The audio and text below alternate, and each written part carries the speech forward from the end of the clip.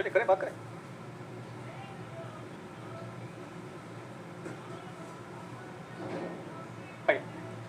देखो हमें इस क्वेश्चन में सबसे पहले मार्केट वैल्यू ऑफ इक्विटी निकालने के लिए बोला, मतलब वैल्यू ऑफ इक्विटी और वैल्यू ऑफ फर्म निकालने के लिए बोला। मैं दोनों का फॉर्मूला तेरे सामने लिखूंगा आपके सामने।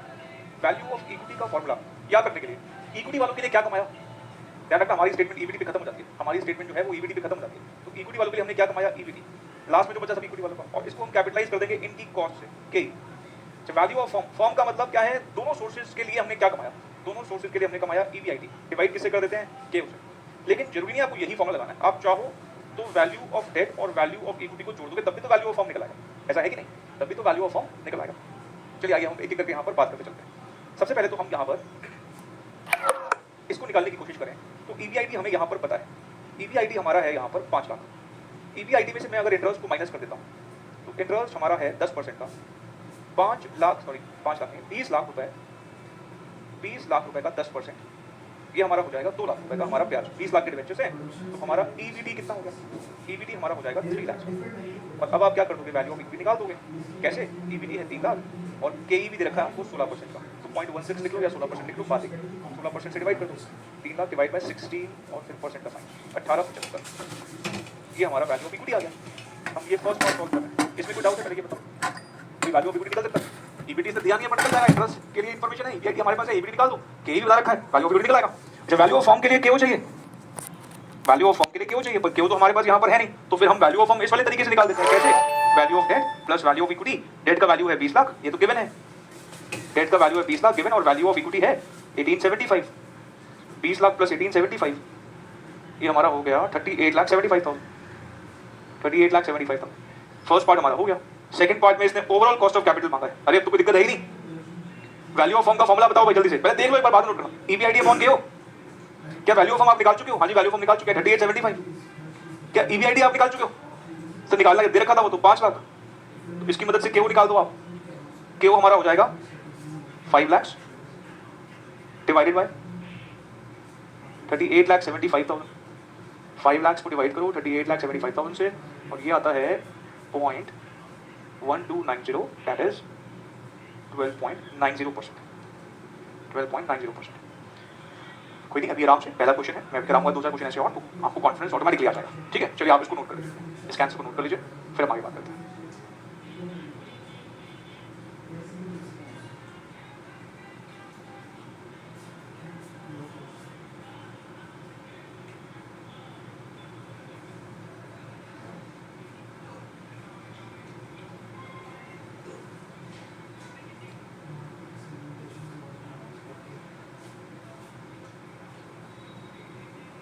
नोट हो तो बताना।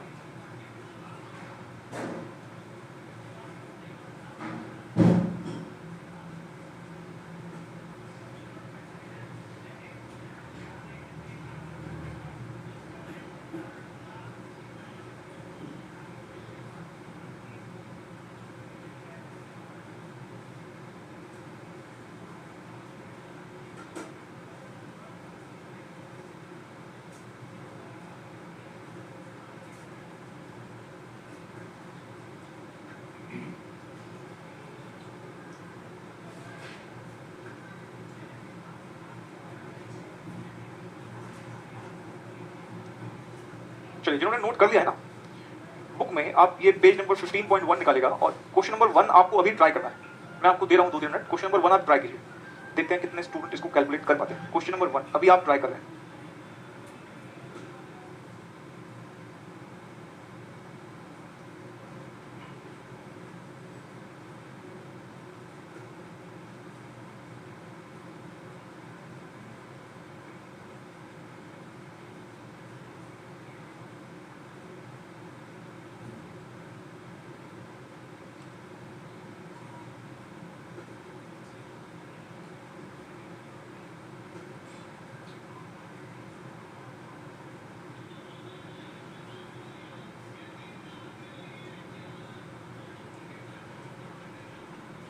किया, आइए मैं करवाता हूँ इसको। देखो क्वेश्चन नंबर 1 में आप अगर देखो तो इसमें हमें 1 लाख शेयर दे रखे हैं। एक लाइन हो सकता है आप इग्नोर कर जाएं, तो मैं वो लाइन पर आपका अगर ध्यान लेके जाऊं, वो ये, happy day industries in corporation is financed entirely with shares, मतलब डेट है ही नहीं, ऑल इक्विटी फाइनेंस्ड है, तो value of debt is zero, value of debt is zero. तो आप अगर यहां पर एक बात ऑब्जर्व करें, वैल्यू ऑफ डेट तो होगा नहीं, लेकिन वैल्यू ऑफ इक्विटी हमें यहां पर उसने खुद ही दे रखा है। कहता है हमारे 1 लाख शेयर्स हैं और इन 1 लाख शेयर्स का मार्केट में प्राइस चल रहा है 50 रुपए का, इसका मतलब हम कह सकते हैं value of equity is 50 lakh, क्योंकि डेट होगा ही नहीं, तो value of debt is nil. Value of firm आप सीधा भी कह सकते हो कि जो इक्विटी का वैल्यू है वही फर्म का वैल्यू है, तो 50 लाख प्लस जीरो 50 लाख। भाई जो भी कैलकुलेशंस आप इक्विटी वालों के लिए निकालोगे वो फर्म के लिए भी वही है, कारण क्योंकि यहाँ पे डेट फाइनेंसिंग है ही नहीं। तो अब अगर आप इस वैल्यू ऑफ फर्म आपके पास आ चुका है, तो अगर मैं यहां से वैल्यू ऑफ फर्म का फॉर्मूला लगाऊं, तो ईबीआईटी अपॉन क्यू होता है, वैल्यू ऑफ फर्म 50 लाख है, ईबीआईटी हमारा जो है वो 4 लाख है, डिवाइडेड बाई क्यू, तो क्यू हमारा आ जाएगा 4 लाख डिवाइड बाई 50 लाख, मेरे ख्याल से ये 0.08 आएगा, दैट इज 8%। तो हमारा करेक्ट ऑप्शन हो जाएगा बी। करेक्ट ऑप्शन क्या हो जाएगा? बी। नोट करो, इससे फिर आगे बढ़े, इसको नोट कर लो आप पहले।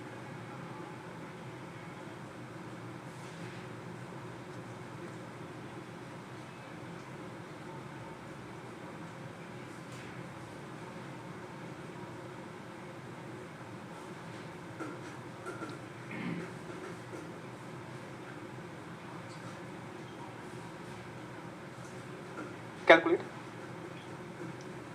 KE इन क्वेश्चन 1। आप में से कई बच्चे ये भी कहेंगे मुझे कि सर यहाँ तो निकालने की जरूरत ही नहीं है क्योंकि डेट तो है ही नहीं, तो जो KO है वही KE है। बिल्कुल सही बात है, 8% ही KE निकल के आएगा, बट मैं चाहता हूँ कि आप फॉर्मुला की मदद से निकालने की कोशिश करें। मैं चाहता हूँ 8% ही आएगा यहाँ पर KE। क्यों KE 8% आएगा? क्योंकि जब डेट ही नहीं है तो जितना इक्विटी का कॉस्ट होगा वही ओवरऑल कॉस्ट होगा, तो ओवरऑल कॉस्ट आप निकाल चुके, तो यही इक्विटी का भी कॉस्ट है। बट स्टिल मैं चाहता हूँ with the help of formula आप इसे कंप्यूट करें। KE निकालिए जल्दी से, कैलकुलेट KE इन क्वेश्चन नंबर 1।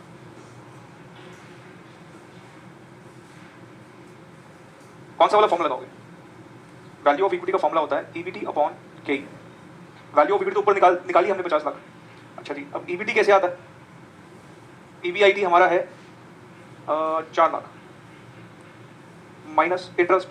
सर जब डेट ही नहीं है तो इंटरेस्ट कहाँ से होगा? बिल्कुल सही बात है, तो ईबीटी भी 4 लाख ही होगा ना। जब डेट ही नहीं है तो इंटरेस्ट कहाँ से होगा? तो value of equity 50 lakh, EBT 4 lakh, KE आप निकालोगे तो वो भी 8% ही आएगा। पहले 0.08 लिख के फिर हम लिख देते हैं दैट इज 8%। एक बात लिख लो हमारे और आपके लिए, since there is no debt in question 1, KE is equals to KO. Since there is no debt in question number 1, KE is equals to KO. KE is equals to KO. चलिए अगला question number 2 है जो हमें करना है। ABC Limited is expecting an annual EBIT of rupees 2 lakhs. ठीक है जी। The company in its capital structure has rupees 8 lakhs in 10% debentures. The cost of equity or equity capitalization rate is 12.5%. You are required to calculate the value of firm. Value of firm मांगा है NI portion. तो आइए जरा इसे भी देख लेते हैं कैसे करना है। सबसे पहले हमें इस क्वेश्चन में क्या क्या गिवन है। सर इस क्वेश्चन में हमको गिवन है एक तो EBIT, हमें EBIT दे रखा है 2 लाख रुपए। अच्छा डेट के बारे में कहता है 8 लाख रुपए का है, क्या मैं कह दूं ये वैल्यू ऑफ डेट ही? हाँ सर ये डेट का ही तो वैल्यू दे रखा है, उसमें VD दे रखा है अपने को 8 लाख रुपए। इंटरेस्ट रेट बोलता है 10% है, क्योंकि टैक्स तो है ही नहीं, तो इंटरेस्ट रेट ही कहीं ना कहीं KD बन जाता है।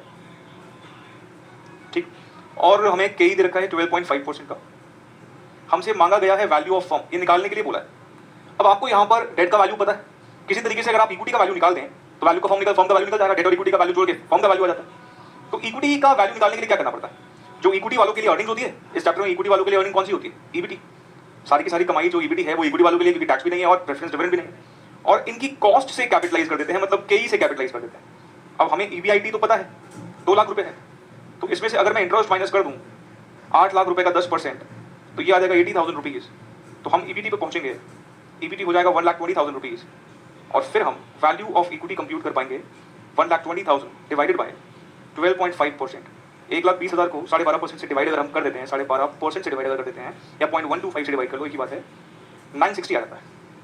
इतना नोट करो और हजम करो, मतलब डाइजेस्ट करो कि आपको समझ में आया कि नहीं आया, फिर हम आगे बढ़ते हैं।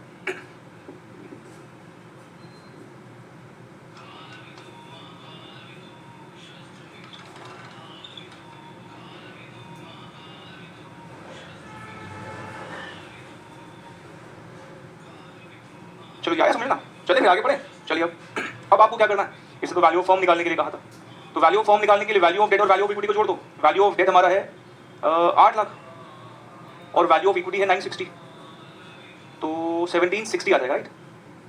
Value of firm is equal to 1760, क्या ऑप्शंस में है? जी हाँ, बी इज द आंसर। खत्म। अब आप मुझे ये बताइए, अगर मैं आपको इसी एग्जांपल में, इसी क्वेश्चन में कहूं कैलकुलेट के ओ, क्या आप निकाल सकते हैं? सर रही क्या के ओ निकालने के लिए? वैल्यू ऑफ फर्म के फॉर्मूला में पुट कर दो। वैल्यू ऑफ फर्म हमारा क्या है? ईबीआईटी अपॉन के ओ। तो के ओ निकालने के लिए क्या करना पड़ता है? ईबीआईटी को वैल्यू ऑफ फर्म से डिवाइड कर दो। ईबीआईटी कितना है हमारा? 2 लाख रुपए, और वैल्यू ऑफ फर्म कितना है? 1760। 2 लाख को 1760 से डिवाइड कर दो भाई, ये आता है 0.1136, और इसको अगर मैं परसेंटेज में कन्वर्ट करना हो तो 100 से मल्टीप्लाई करके 11.36%। खत्म, क्यों भी आ गया। अब वो अगर एग्जाम में कुछ आता है तो या तो वैल्यू ऑफ फर्म पूछेगा, या वो वैल्यू ऑफ इक्विटी पूछ सकता है, और या वो केओ पूछ सकता है। एक सवाल आपके दिमाग में उठना चाहिए, अगर आप नहीं सोच पा रहे तो कोई बात नहीं, मैं सोचवाऊंगा आपको। अगर आप नहीं सोच पा रहे हैं तो मैं अब एक आपको बात आपसे पूछता हूँ, क्या यहाँ पर केओ हम उस वाले तरीके से निकाल सकते हैं जो हमने कॉस्ट ऑफ कैपिटल में सीखा था? डब्ल्यूएसीसी का हमने एक तरीका सीखा था, वहाँ पर वेट्स चाहिए होते थे हर एक सोर्स के, और फिर कॉस्ट चाहिए होता था। कॉस्ट भी है, वेट निकल जाएंगे, एक का अमाउंट 8 लाख है, दूसरे का 960 है, टोटल 1760 है, तो कॉस्ट ऑफ डेट और weight of debt, cost of equity, weight of equity, चारों चीजें आ जाएंगी, तो केओ आप निकाल पाएंगे? नहीं, पहले इसको नोट करो, फिर हम ऑल्टरनेटिव तरीके से भी केओ निकाल के देखेंगे। ऑल्टरनेटिव तरीके से भी हम केओ कैलकुलेट करके देखेंगे कि कैसे निकल रही है, इसको पहले आप नोट कर लो।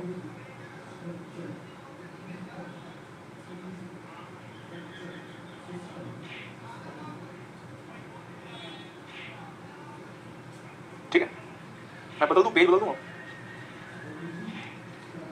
लिखो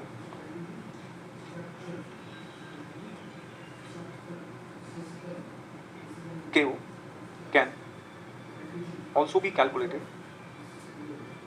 as a, कैसे?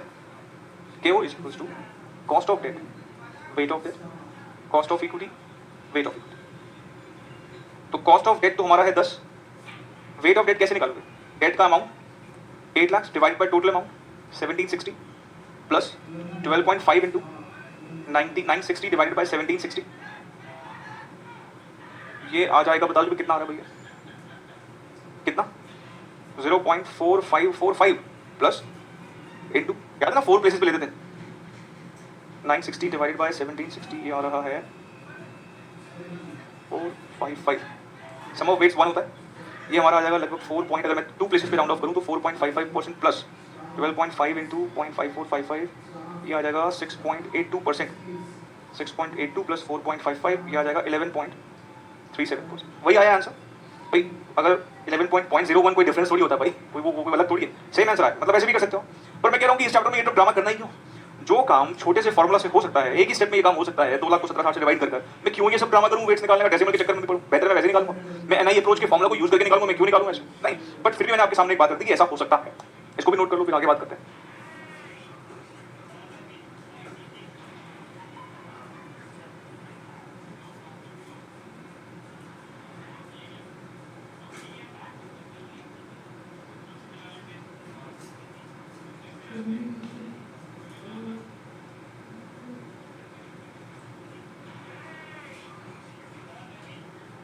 ठीक है, चलो एक इंपॉर्टेंट बात सुनना प्लीज। देखो, एनआई अप्रोच से ज्यादातर चांसेस हैं कि आपके एग्जाम में जो एमसीक्यू आएगा वो थ्योरेटिकल आए, और वो भी बताता हूँ कहाँ से। 3 एजम्पशन याद रखनी है और कंक्लूजन याद रखना है। 3 एजम्पशन कौन कौन सी थी? कि केडी और केई हमेशा कांस्टेंट रहती है, केडी हमेशा कम होती है, और जो हमारी टोटल कैपिटल रिक्वायरमेंट है वो हमारी कांस्टेंट रहती है। उसके बाद कंक्लूजन क्या ड्रॉ किया हमने? क्योंकि हमने देखा कि केडी हमेशा कांस्टेंट रहती है और कम रहती है, तो हम जितना ज्यादा केडी को डेट को इंट्रोड्यूस करेंगे हमारा ओवरऑल कॉस्ट घटेगा और वैल्यू ऑफ फर्म बढ़ेगा। ये हमारा कंक्लूजन था। तो इसका फाइनल क्रक्स क्या है इस अप्रोच का? कि जितना हो सके डेट रेज करो, मतलब मैक्सिमम पॉसिबल डेट फाइनेंसिंग को रिकमेंड करता है।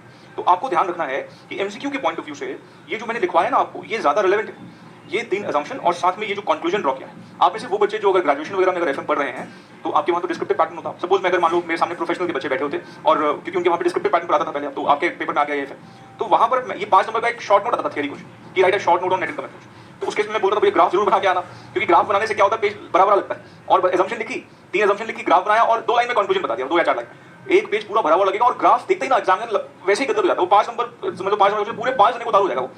तो जो बच्चे आप में से किसी और कोर्स में अगर एनरोल हैं और बीकॉम में या किसी और कोर्स में, और वहां पर अगर ये चैप्टर है, तो आप इस पर्टिकुलर ग्राफ को वहां पर एज इट इज वहां पर देख के आ सकते हैं, नंबर पे काफी फर्क पड़ेगा उससे, ठीक है। चलिए क्या याद रखोगे, एजम्पशंस और कंक्लूजन, और ऑफ कोर्स जो मैंने प्रैक्टिकल क्वेश्चंस करवाए अभी 2-3 वो भी। अब ना हमारे इंस्टीट्यूट में लेकिन इस अप्रोच पर ना एक ही एग्जांपल दिया हुआ है, प्रैक्टिकल क्वेश्चन भी नहीं बोलूंगा, एग्जांपल दिया हुआ है एनआई अप्रोच को समझाने के लिए। पर ऐसा मैंने अक्सर देखा है, अगर इंस्टीट्यूट को ऐसा एग्जांपल देता है समझाने के लिए कुछ, तो ज्यादातर उसमें से एमसीक्यू बना देता है। तो वो एग्जांपल मैं आपको नोट करवा देता हूं अभी, और उस एग्जांपल को थोड़ा ध्यान से देख के जाइएगा। हालांकि हमने सारी बातें कर ही ली है, तो वो एग्जांपल कुछ नया नहीं लगेगा आपको, उसमें से एमसीक्यू बन सकता है। तो आप अब एक हेडिंग डालना, example given in study material, ये मैं लिखवा रहा हूं, example given in study material, ठीक है। सिनेरियो 1, सिनेरियो ए, सिनेरियो बी, हमें इक्विटी दिया हुआ है 2 लाख, डेट दिया हुआ है 0। एक्चुअली हमारा इंस्टीट्यूट एक एग्जांपल की मदद से ये प्रूव करना चाहता है कि भाई देखो, अगर हम डेट इक्विटी मिक्स चेंज कर देते हैं, डेट ले आते हैं, तो हमारा वैल्यू ऑफ फर्म बढ़ेगा। यहाँ पर हमारा वैल्यू ऑफ फर्म इस वाले केस में बढ़ जाएगा डेट लाने से। अब एक बात ध्यान रहे, ये बैलेंस शीट की वैल्यूज हैं, ये कह सकते हो कैपिटल एम्प्लॉयड है, ये वैल्यूज नहीं है। अगर यही वैल्यू हो तो फिर तो आगे कुछ करने की जरूरत नहीं है, value of firm 2 lakh, value of firm 2 lakh, नहीं, ये कैपिटल एम्प्लॉयड है। आपको भी पता है जो बैलेंस शीट में वैल्यूज होती है, मार्केट वैल्यू डिफरेंट होती है।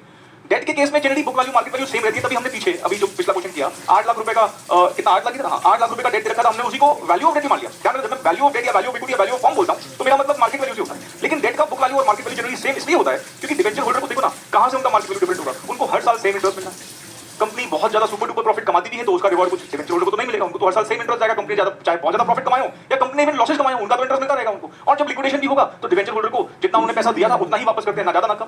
तो डिबेंचर होल्डर का जनरली डेट का मार्केट वैल्यू और बुक वैल्यू जनरली सेम रहता है। इसलिए हमें अगर मान लो डेट का अमाउंट देना तो हम जनरली उसी को ही मार्केट वैल्यू मान लेते हैं, वैल्यू ऑफ डेट मान लेते हैं। लेकिन इक्विटी के केस में जनरली ऐसा नहीं होता। आपको भी पता है एक 10 रुपए की फेस वैल्यू का शेयर मार्केट में बहुत अलग दाम मिलता है, बहुत अलग वैल्यू होती है उसकी। तो ये तो फेस वैल्यूज हैं, ये अगर यही वैल्यूज हैं तो कुछ करना ही नहीं आगे। वैल्यू ऑफ डेट यहाँ भी तो लगा, ये तो लेकिन कैपिटल एम्प्लॉयड, इनका मार्केट वैल्यू हमें वैल्यू निकालना है, ये नहीं चाहिए, ठीक है। एक बात पीछे एक क्वेश्चन याद करो जो हमने किया, क्वेश्चन नंबर 1 किया, वहां पर यहाँ लिखा था 50 रुपए में सेल कर रहा मार्केट में शेयर, तभी हमने इसको वैल्यू ऑफ इक्विटी माना था। 50 रुपए का सेल कर रहा है, लेकिन फेस वैल्यू तो उसकी 10 रुपए 5 रुपए 1 रुपए कुछ भी हो सकता है ना, तो ये सेल कर रहा है मार्केट में, तभी हमने इसको वैल्यू ऑफ इक्विटी माना था। और डिबेंचर का डेट का जनरली बुक वैल्यू और मार्केट वैल्यू सेम होता है। बट फिलहाल ये एग्जांपल मैं पूरा लिखवा रहा हूं हमारे इंस्टीट्यूट की स्टडी मैट का, इसकी एक फिगर आपके लिए थोड़ी रिलेवेंट है। अच्छा, इसके बाद हमें यहाँ पर उसने कहा cost of equity 12%, cost of debt 8%। क्या डेट की कॉस्ट में कम होती है? हाँ, डेट की कॉस्ट में कम होती है। यहाँ पर कितना होगा इक्विटी का कॉस्ट? अरे assumption भूल गए ना, ये assumption क्या होती है ना अप्रोच की कि debt of cost of equity and cost of debt remain same. यही तो अप्रोच है। ये कहता है कोई फर्क नहीं पड़ता, इक्विटी वालों को कोई रिस्क नहीं दिखा, डेट आ गया कहते हैं ठीक है कोई दिक्कत नहीं, हमें कोई घबराहट नहीं हो रही है ऐसे, तो वो 12% 8% आ गया, कोई दिक्कत नहीं हुई, तो कांस्टेंट रहता है, तभी तो ओवरऑल कॉस्ट घटेगी। तभी तो आप देखो ना 1 लाख रुपए पहले 2 लाख का 2 लाख 12% पे था, डेट तो था ही नहीं, अब 1 लाख 12 पे है, 1 लाख 8 पे है, तभी तो ओवरऑल कॉस्ट घटेगी। ठीक आ गया ना बात समझ में? चलिए उसके बाद ईबीआईटी मान लो दे रखा है अपने को 50,000 माइनस इंटरेस्ट, यहाँ तो होगा नहीं, यहाँ पर कितना होगा अभी 1 लाख का 8,000 ईबीटी आ गया 50,000 42,000। यहाँ तक क्लियर है? कोई दिक्कत नहीं, ये सारी इन्फॉर्मेशन गिवन है, ठीक। अच्छा अब मुझे बताओ कि आप वैल्यू ऑफ डेट निकाल सकते हो? सर अभी आपने बताया किसी को वैल्यू ऑफ डेट मान, यहाँ तो डेट है नहीं तो वैल्यू ऑफ डेट तो 0 हो जाएगा। यहाँ पर वैल्यू ऑफ डेट 1 लाख निकालना भी चाहो तो मैंने वैल्यू ऑफ डेट का फॉर्मूला लिखवा रखा आपको, इंटरेस्ट अपॉन केडी। इंटरेस्ट कितना है 8,000, इंटरेस्ट कितना है 8,000 दिख रहा है, केडी कितना है 10% डिवाइड कर दो, नहीं तो कितना 8% डिवाइड कर दो 8% से कितना आ जाएगा 1 lakh. Interest upon KD 8,000 upon 8% 1 lakh आ जाएगा। मार्केट डिफरेंस होगी ना। वैल्यू ऑफ इक्विटी वही आ जाओ, वैल्यू ऑफ इक्विटी का फॉर्मूला बताओ क्या होता है? इक्विटी वालों की अर्निंग्स ईबीटी, इनकी कॉस्ट के 50,000 डिवाइडेड बाय 12%। 50,000 को 12% से डिवाइड करते हैं अगर हम तो 4,16,667 4,16,667। यहाँ पर डिवाइड करेंगे हम 42,000 को 12% से, 42,000 को 12% से 3.5 लाख। ध्यान रखना ये इक्विटी की वैल्यू 2 लाख रुपए की है, 2 लाख की इक्विटी की वैल्यू है, ये 1 लाख की इक्विटी की वैल्यू है। इक्विटी 1 लाख है ना, इक्विटी 1 लाख की इक्विटी की वैल्यू कहीं आपको लगे कम हो रहा है ना, इक्विटी का वैल्यू कहीं ना ये 2 लाख की इक्विटी का वैल्यू 1 लाख की इक्विटी का वैल्यू, ठीक है। अच्छा और इसको मैं अगर जोड़ देता हूँ तो वैल्यू ऑफ फर्म आ जाएगा। आप देख रहे हो मार्केट वैल्यू डिफरेंट है ना, ये अलग होती है 4,16,667 4,16,667, ठीक है। और ये हो जाएगा 4.5 lakh 4 lakh value of firm. ये दे रखा है हमारे इंस्टीट्यूट ने स्टडी में। इसकी मदद से आप चाहो तो केओ निकाल सकते हैं। केओ निकालने के लिए क्या तरीका अपनाओगे? शॉर्टकट लगाओगे लॉन्ग कट लगाओ? फिलहाल तो शॉर्टकट लगाओ। पहले बताओ केओ कौन से वाले फॉर्मूला की मदद से निकल सकता है? वैल्यू ऑफ फर्म के फॉर्मूला से निकल सकता है। वैल्यू ऑफ फर्म का फॉर्मूला क्या होता है? ईबीआईटी अपॉन केओ।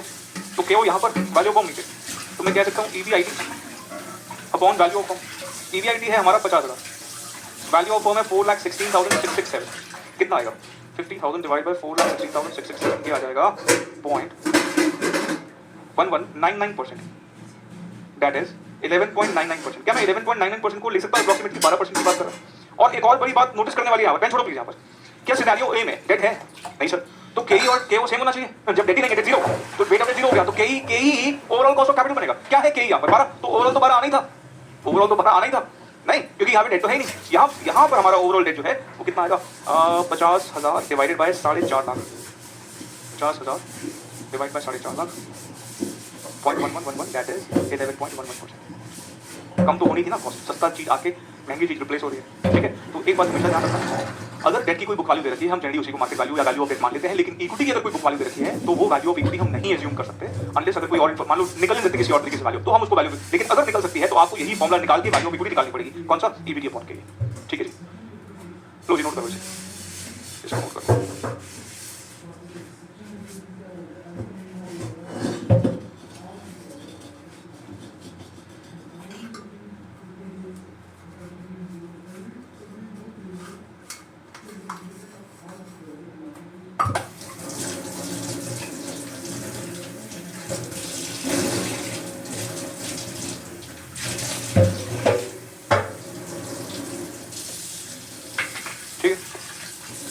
क्या आपको लॉन्ग कट से निकलवाऊं यहाँ पर, क्या चले आगे? कहो तो मैं लॉन्ग कट से भी निकलवा देता हूँ आपको। अच्छा लॉन्ग कट से चलो निकाल ही लेते हैं, क्योंकि एक चीज में कंफ्यूजन आ सकती है। आप ये बच्चे पूछ सकते हैं कि सर वेट्स कौन सी यूज करेंगे हम? मान लो हमें वेट्स यूज करने हो ओवरऑल कॉस्ट ऑफ कैपिटल निकालने के लिए, कौन से वाले वेट्स यूज करोगे आप? जरा सोच के बताओ, कौन से वाले वेट यूज करोगे? मैंने वहां पर क्या लिखवाया था, अगर बुक वैल्यू वेट्स और मार्केट वैल्यू वेट्स दोनों गिवन हो तो कौन से वाले वेट्स प्रेफर किए जाते हैं? Market value weights. अब वेट्स निकालने के लिए ध्यान रखना 1 लाख और 3.5 लाख ये लेंगे, यहाँ पे जीरो है, यहाँ पे वहाँ भी जीरो है, जीरो और 41667 ये लेंगे। मार्केट वैल्यू वेट्स ही प्रेफर किए जाते हैं अगर आप वो वाले तरीके से निकालोगे। और वैसे भी हम सोचो ना, यहाँ पर आपने जो केओ निकाला है, ये वैल्यू ऑफ जो लिया है, ये बुक वैल्यू लिया है कि मार्केट वैल्यू लिया है? मार्केट वैल्यू लिया है ना, तो हमें वैसे भी हमेशा प्रेफर कौन से करने होते हैं? Market value weights. तो आइए हम इसको नोट आपने कर लिया ना, आइए हम यहाँ पर कॉस्ट ऑफ कैपिटल भी निकाल देते हैं। केओ कैन लिखो, वैसे लिख लो, केओ can be calculated, KO can also be calculated as under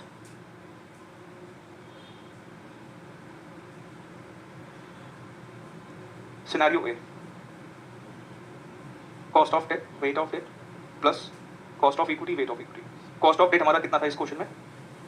8% plus weight of debt तो जीरो था यहाँ पर, और हमारा वैल्यू कितना था? 4.5 था। इक्विटी का वैल्यू कितना था भाई टोटल? 416667 था, 416667 प्लस के कितना है हमारा 12 इंटू 416667 डिवाइड बाय 416। भाई टोटल इतना ही लगा हुआ है ना, ये तो जीरो है, सारा इक्विटी का लगाइए। वैसे भी यहाँ निकालने की जरूरत थोड़ी थी आपको, 0 + 12 कितना आएगा? ये तो 1 ही हो जाएगा, आपस में कैंसिल हो जाएगा, ये तो 1 ही हो जाएगा, तो 12% ही आएगा ना। Scenario B, KO is equals to 8 into ये 1 लाख है शायद, टोटल वैल्यू 4.5 लाख है, plus 12 into 3.5 lakh upon 4.5 lakh, 8 into 0.2222 plus 12 into 3.5 upon 4.5, 0.7778 सम 1 है, 8 इंटू 0.2 ये आ जाएगा 1.77, इसको राउंड ऑफ करके 1.78 कर लेते हैं, 12 इंटू 0.7778 हो गया 9.33 इज इक्वल्स टू 9.33 प्लस 1.78 11.11%। यही था पहले भी हमारा 11.11% था। आप जैसे मर्जी निकाल लो, बात तो वही पढ़ने वाली ना। अगर एग्जाम में एमसीक्यू आता है तो ये लॉन्ग कट मत लगाना, वैल्यू ऑफ फॉर्म वाला ही फॉर्मूला लगा के यूज करना, ठीक है। चलिए ये हमारी थी एनआई अप्रोच, यहाँ पर ये एनआई अप्रोच हमारी खत्म होती है, इसको नोट कर लो। फिर हम चलते हैं अपनी अगली अप्रोच पर जो कि है नेट ऑपरेटिंग इनकम अप्रोच, इसको नोट कर लो आप।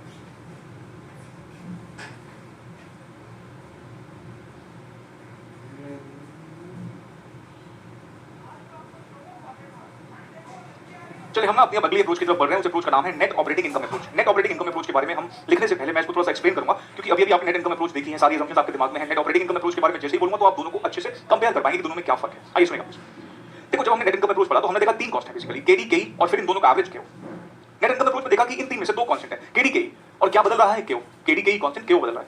क्यू क्यों बदल रहा है? क्योंकि जब हम डेट लेके आएंगे, एक सस्ता सोर्स लाएंगे, महंगा सोर्स रिप्लेस कर रहे हैं, तो सस्ता सोर्स आ रहा है, महंगा जा रहा है, ओवरऑल कॉस्ट गिरेगी। नेट ऑपरेटिंग इनकम अप्रोच जो हम पढ़ेंगे अभी, ये अप्रोच भी कहते हैं कि 3 ही कॉस्ट है, केडी केई क्यू। लेकिन इस बार कांस्टेंट केडी और केई नहीं, इस बार कांस्टेंट केडी और केओ है। केई मतलब इक्विटी शेयर होल्डर इस बार कह रहे चुप नहीं बैठेंगे, वो अपनी एक्सपेक्टेशन इस बार बढ़ा देंगे अगर डेट बढ़ाओगे तो। कह रहे इक्विटी वाले बोलते हैं कि भाई तुम अगर डेट बढ़ाते जाओगे तो हमारे लिए रिस्क बढ़ रहा है, हमारे लिए एक फाइनेंशियल रिस्क बढ़ रहा है। डेट बढ़ने से हमारी एक फिक्स ऑब्लिगेशन जो इंटरेस्ट की वो बढ़ती जाएगी, और इंटरेस्ट आपको बताइए कितना खतरनाक है, प्रॉफिट हो या ना हो देना पड़ेगा। इसलिए इक्विटी शेयर होल्डर अपनी एक्सपेक्टेशन को इस बार बढ़ा देते हैं।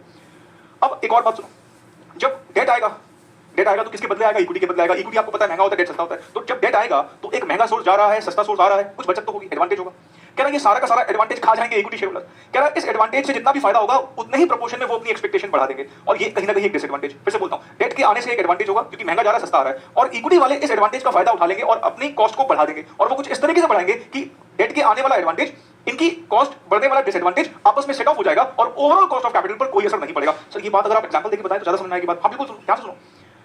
मान लीजिए हमारे कैपिटल स्ट्रक्चर में केडी और केई है, कॉस्ट ऑफ डेट और cost of equity. Cost of debt मान लीजिए 10% है, कॉस्ट ऑफ इक्विटी से 20% है, और इनका वेट कुछ ऐसे है, मान लो इनका वेट 0.2 है, इसका वेट 0.8 है। तो मुझे बताओगे ओवरऑल कॉस्ट ऑफ कैपिटल क्या होगा? सर 10 को मल्टीप्लाई कर दो 0.2 से, इसको मल्टीप्लाई कर दो 16, हमारा ओवरऑल कॉस्ट ऑफ कैपिटल 18। ठीक, अब ये अप्रोच पता क्या बोलती है? देखो ध्यान से, ये अप्रोच बोलती है कि अगर आप डेट लेके भी आते हो, वेट का सम बना था, अगर आप डेट और लेके आते हो, सपोज आपने ये 0.5 कर दिया, तो किसके बदले लेके आओगे? इक्विटी के बदले लेके आओगे, सम अभी भी 1 है। तो ये अप्रोच बोलती है केडी में तो कोई फर्क नहीं पड़ेगा, केडी में भी 10 ही रहेगा, और ये मल्टीप्लाई करके 5 हो जाएगा। लेकिन इक्विटी वाले अब शांत नहीं बैठेंगे, ये 20% नहीं डिमांड करेंगे। ये कहेंगे भाई तुमने डेट का पोर्शन बढ़ा दिया 0.2 से 0.5 कर दिया, हमें अब रिस्क दिख रहा है, और ये अपनी एक्सपेक्टेशन कुछ इस तरीके से बढ़ाएंगे कि ओवरऑल कॉस्ट ऑफ कैपिटल अभी भी 18 ही रहेगा। फिलहाल ये तो हमें ऑफ कोर्स प्रैक्टिकल करके कंप्यूट करना सीखेंगे, लेकिन अगर मैं सपोज यहां बताऊं तो ये पता है कितना होगा? 26% कर देंगे, 20 से 26 कर देंगे तो ये कितना आएगा? 13, 13 और 5 कितना होगा? 18। मतलब क्या, अगर कंक्लूजन देखो तो क्या ड्रॉ हुआ? पहला, KD will remain constant irrespective of debt equity mix, चाहे 0.2:0.8 था, चाहे 0.5:5, KD is constant। KO will remain constant as well, KO भी constant रहेगा, आप डेट इक्विटी मिक्स बदल दो, फर्क किस पे आएगा? K। अब ऑब्वियस ही बात है, 20% वाला सोर्स हट के 10% वाला आएगा तो बचत तो होगी भाई, 20 वाला जा रहा है, 10 वाला आएगा, बचत तो होगी। तो कहना ये जो एडवांटेज है ना, ये एडवांटेज इक्विटी वाले नहीं छोड़ेंगे। इक्विटी वाले कहेंगे भाई अब हम अपनी एक्सपेक्टेशन बढ़ा देंगे, इन्होंने 20 का 26 कर दिया, और ये इस तरीके से एक्सपेक्टेशन बढ़ाएंगे कि ओवरऑल कॉस्ट ऑफ कैपिटल पर कोई फर्क नहीं पड़ेगा। तो मैं फाइनली ये एडवांटेज डिसएडवांटेज वाली बात बोलता हूं। डेट आएगा, इक्विटी के बदले आएगा, महंगे के बदले सस्ता आएगा, एक एडवांटेज होगा, लेकिन ये एडवांटेज इक्विटी वाले कहेंगे हमें दो, हमें रिस्क दिख रहा है, और वो अपनी एक्सपेक्टेशन बढ़ा लेंगे। वो अपनी एक्सपेक्टेशन कुछ इस तरीके से बढ़ाएंगे कि ओवरऑल कॉस्ट ऑफ कैपिटल कहते हैं वो हम नहीं चढ़ेंगे, वो सेम रहेगा। ये overall cost of capital same रहने का कितना बड़ा कॉन्सिक्वेंस है, ध्यान से सुना। अगर केओ कांस्टेंट रहेगा, मतलब ये आपने 0.2 0.8 किया, 0.5 0.5 किया, 0.7 0.3 कर लो, 0.8 0.2 कर लो, 0.9 0.1 कर लो, ये 18 ही रहेगा। अगर ये 18 ही रहेगा हमेशा, तो इसका मतलब वैल्यू ऑफ फर्म जब निकालते हैं EBIT अपॉन केओ, तो आप ये डेट इक्विटी मिक्स अगर चेंज करते भी रहोगे तो केओ तो 18 ही रहेगा, और केओ अगर हमेशा 18 रहेगा तो डेट इक्विटी मिक्स चाहे कुछ भी हो, हमारा वैल्यू ऑफ फर्म सेम आएगा। पिछले वाले केस में क्या था?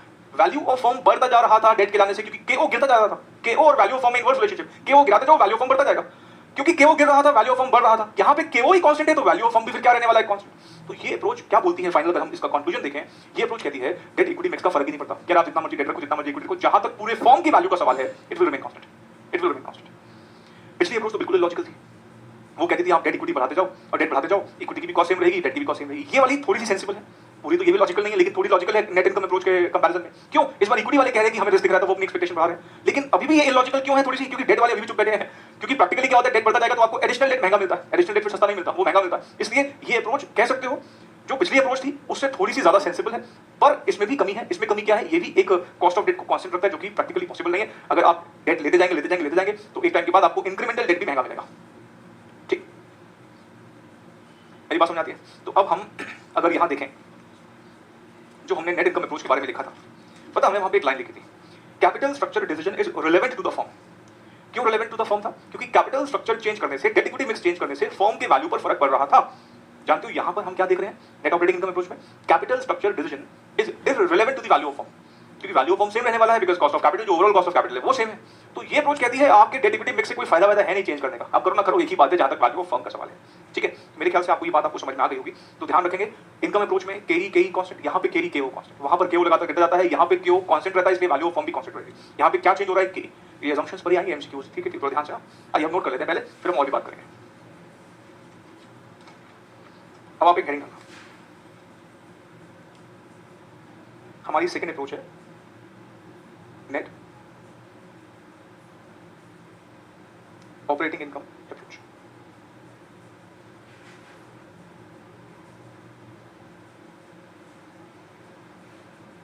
ठीक है, लिखिएगा इसके बाद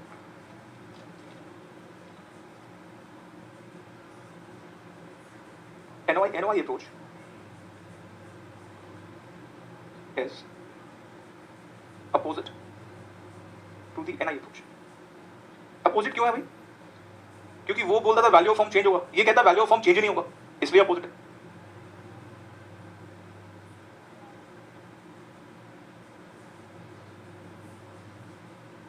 according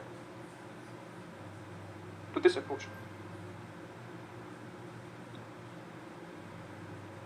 the financial mix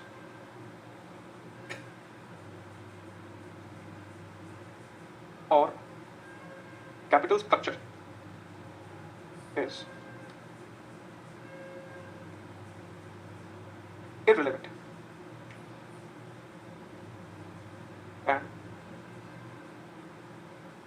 does not affect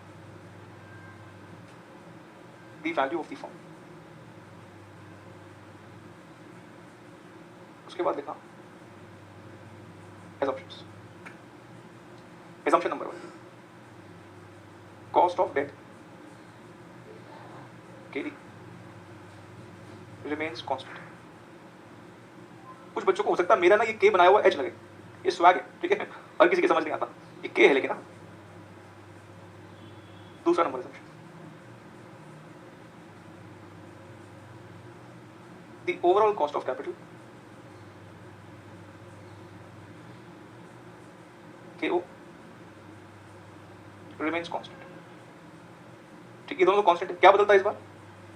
के ही बदलेगा। तो इसके बारे में क्योंकि के ही थोड़ा सा एक्सप्लेन करने वाली चीज़ है यहाँ पर, तो मैं थोड़ा ज़्यादा लिखूंगा इसके बारे में। The use of more and more debt, the use of more and more debt in the capital structure increases the risk of shareholders and thus result in the increase in cost of equity, that is K। The increase in K is such as to completely offset the benefits of employing cheaper debt। cheaper debt आने का फायदा खत्म हो जाता है equity वालों की expectation पर। अच्छा, ये हमने वैसे कॉमन एजम्पशन में लिखी थी बात, बट स्टिल इंस्टीट्यूट ने स्टडी मैट में इसको एजम्पशन में लिखा हुआ है, तो हमें तो सारी एजम्पशन लिखनी है। ये स्पेसिफिक एजम्पशन दी हुई, दे आर नो टैक्सेस, हमें पता है, पहले से पता है। 5वें number, the investors see the firm as a whole and thus capitalize the total earnings of the firm to find the value of the firm as a whole। लिख लो, हम एक साथ फिर बात करते हैं सारी। मुझे अभी कुछ नोट्स भी लिखवाने हैं इसके नीचे।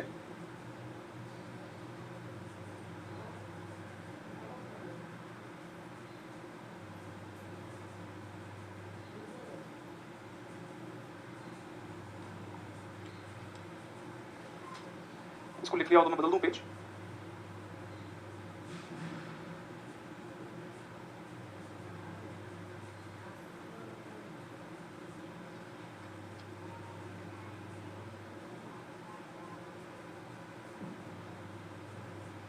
ठीक है, बता दूं।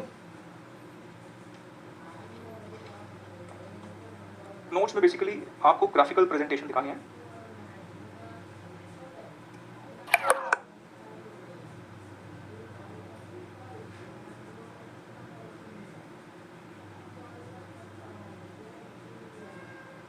पहले लिख लेते फिर एक ही साथ बात करेंगे। केडी ये कांस्टेंट है, ये भी के हो के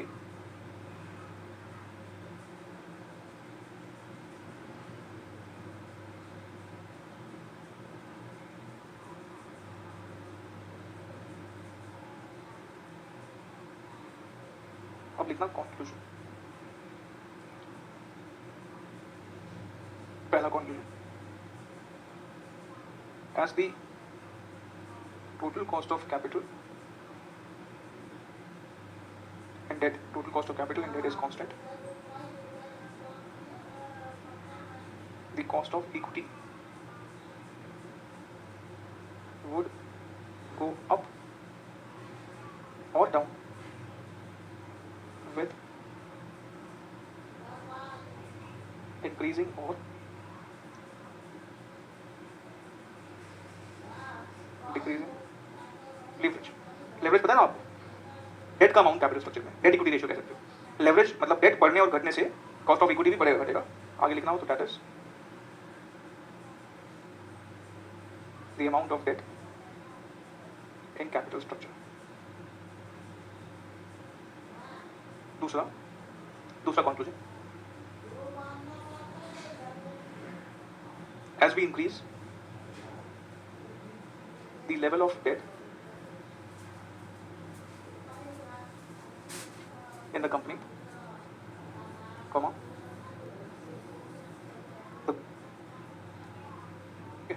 हालांकि इसमें अब ज़्यादा कुछ बोलने वाला है नहीं वैसे, क्योंकि मैंने मेन बात तो बोल ही दी है।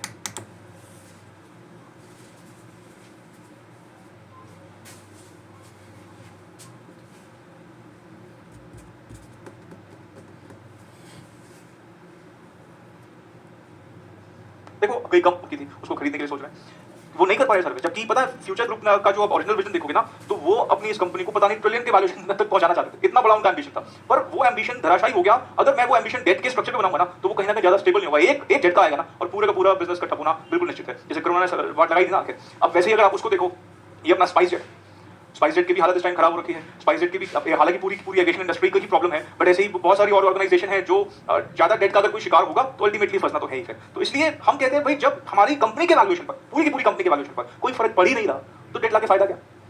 पिछला वाला मॉडल क्या कहता था, वैल्यू ऑफ फर्म बढ़ती जा रही है तो इंट्रोड्यूस मोर डेट। ये वाली अप्रोच क्या बोलती है, जब हमारे वैल्यू ऑफ फर्म पे एक पैसे का फर्क नहीं पड़ रहा तो डेट ज्यादा रखने का फायदा है नहीं, क्योंकि माना इक्विटी की एक्सपेक्टेशन बढ़ेगी, उनके लिए कुछ फायदा है, लेकिन भाई वो उनका रिस्क भी तो बढ़ रहा है ना। जहां उनकी वेल्थ बढ़ने का एक एडवांटेज है, तो रिस्क का मतलब तो वेल्थ घटना भी तो पॉसिबल है ना। रिस्क तो दोनों साइड है, ये बात हमने पोर्टफोलियो मैनेजमेंट में डिस्कस भी की थी। तो यहाँ अगर हम देखें तो जो कंपनी की वैल्यूएशन करने के लिए लोग बैठे हैं ना, वो कहते हैं हमें ये मत बताओ इक्विटी वालों की अर्निंग क्या, हमें ये मत बताओ इंटरेस्ट की, हमें बताओ दोनों के लिए मिला के कमाया। वो ईबीआईटी को वैल्यू करने में ज्यादा कंफर्टेबल है, क्योंकि उनको पता है कि ये ईबीआईटी की ही वैल्यूएशन मैटर करती है और ये कांस्टेंट रहती है अगर आप डेट इक्विटी मिक्स बदल भी दोगे तो हमने जो यहाँ पर बातें लिखी, पहली बात हमने क्या लिखी यहाँ पर, ये बातें तो आपको हमने डिस्कस करी थी, ये कॉस्ट वगैरह पे बात कर ली थी, टैक्सेस यहाँ पे होते नहीं। Investors see the firm as a whole and thus capitalise the total earnings of the firm, क्योंकि वैल्यू ऑफ फर्म कैसे निकलता है, ईबीआईटी को कैपिटलाइज करके। तो कह रहा है कि जो इन्वेस्टर है ना, वो अलग अलग कैपिटलाइजेशन में विश्वास कहता है, आप ईबीआईटी को कैपिटलाइज करो, वो तो कांस्टेंट रहने वाला है। तो यहाँ पर हमारा ऑब्जेक्टिव क्या है, फर्म के वैल्यूएशन को देखना, क्योंकि उसके बीच उसके कंपोनेंट की वैल्यूएशन अलग हो सकती है, पर फर्म की वैल्यूएशन यहाँ थ्रू आउट कांस्टेंट रहेगी respective of the debt equity mix. और यहाँ पे जो एक बात यहाँ नोटिस करी, जो कि बिल्कुल वहां से अपोजिट है, वो कहता था मैक्सिमम पॉसिबल डेट फाइनेंसिंग। ये अप्रोच बोलती है जब हमारा वैल्यू ऑफ फर्म चेंज नहीं होने वाला तो क्या फायदा रिस्क लेके।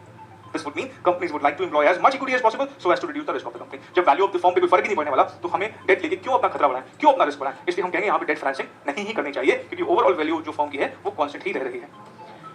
ठीक है, ग्राफिकल प्रेजेंटेशन देख लो आप, कि वो तो कांस्टेंट रहता है, केडी कांस्टेंट रहता है, केडी बढ़ता है, जैसे डेट बढ़ाते जाओगे, जैसे डेट बढ़ता जाएगा, डिग्री ऑफ लेवरेज मतलब डेट बढ़ता जाएगा, केडी के वो कांस्टेंट केडी बढ़ता जाएगा।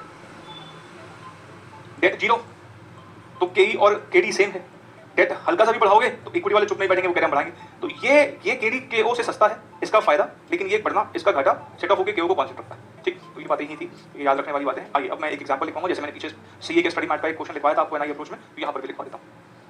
एज इट इज वहां से क्वेश्चन आ जाता है, हम क्या कर सकते हैं, लिखना है एक एग्जाम्पल लिखना, कहाँ से है ये लिखना हो तो लिख लो ब्रैकेट में, सीए के स्टडी मैट से। Mita Limited's operating income EBIT is rupees 5 lakhs. The firm's cost of debt is 10%.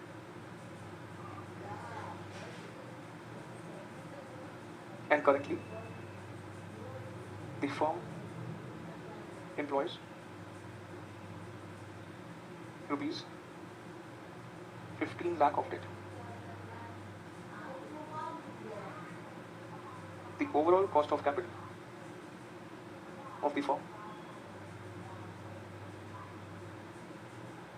Is 15%. Compute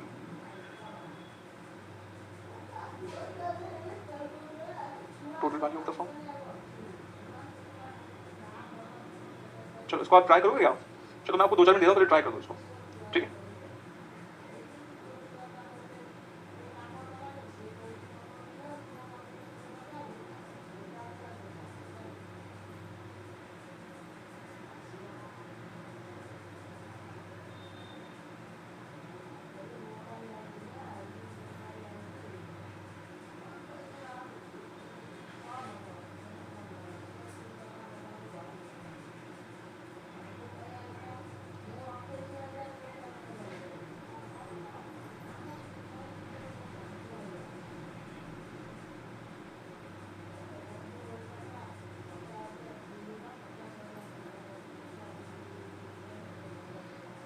ये अमिता है.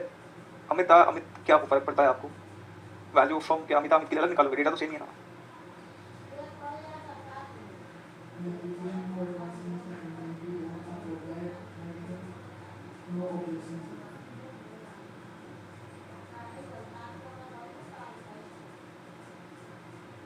सोल्यूशन. वैल्यू ऑफ फर्म तो यहाँ निकल जाएगी, क्योंकि वैल्यू ऑफ फर्म के लिए आपको भी पता है हमें दो चीजें चाहिए होती है, ईबीआईटी और केओ. दोनों ही बताया उसने. 5 लाख रुपए की ईबीआईटी है, ओवरऑल कॉस्ट ऑफ कैपिटल 15% है. जरा डिवाइड करके बता देना कितना आ रहा है. ये तो आप लोगों ने निकाल लिया हुआ शायद, इसमें तो मेरे को नहीं लगता किसी को कोई दिक्कत हुई होगी. कितना आ रहा है भाई बताओ? 33,33,333. यही है. ठीक है. अच्छा, आपको वैल्यू ऑफ डेट पता है क्या? हाँ, ये डेट का market value book value generally same ही रहता है, तो हम कह सकते हैं कि यही वैल्यू ऑफ डेट है 15 लाख रुपए. तो वैल्यू ऑफ फर्म निकालने का फॉर्मुला होता है value of debt plus value of equity. Value of firm आपने निकाली हुई है 33,33,333. वैल्यू ऑफ डेट भी हमें पता ही है 15 लाख रुपए है. तो वैल्यू ऑफ इक्विटी बता दो कितनी आएगी इसमें से value of equity. Sir value of equity क्यों निकाल रहे हो आप? अरे कॉस्ट ऑफ इक्विटी निकल आएगा ना फिर.